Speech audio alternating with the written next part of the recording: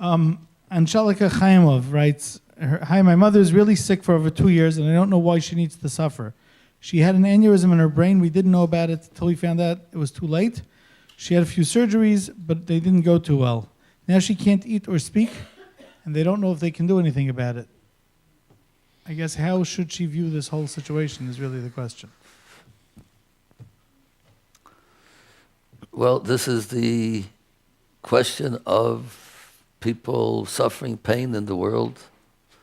And we believe, as believing Jews, that it will be something that will be appreciated in the future, that no matter how much person has to suffer in this world, but in the future will look back and realize that was worth it, and will be very happy with it, even though right now it's hard to bear for the person himself and the people around them, but in the future they'll look back and see that was the best thing they could have done. I was bringing out this point in different ways, but one story and a brief way to bring out the point of the story I once read about people that were in the suffering from war, and they're running away, and they're on a little boat together, and one of them got up and said, "This is it, I can't stand it anymore, I'm jumping in. I'm going to kill myself, I can't take it anymore. It's too much suffering, too much pain, we're running, fleeing, they're running after us." He just couldn't take it. He jumped into the water. And the different person in the boat jumped after him and pulled him in. He said, "Leave me alone, I want to die."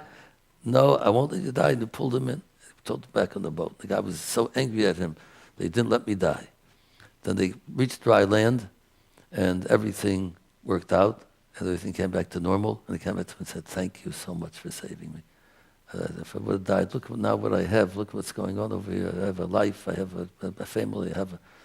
So at the time that it was going through the suffering, he thought that the best thing is to die.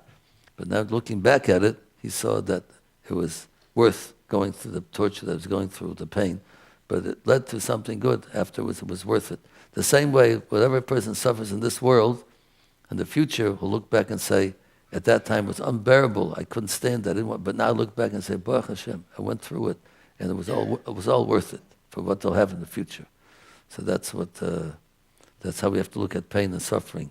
Even though now it's difficult to bear it, to understand it, to live through, but in the future we'll look back and see it was all worth it.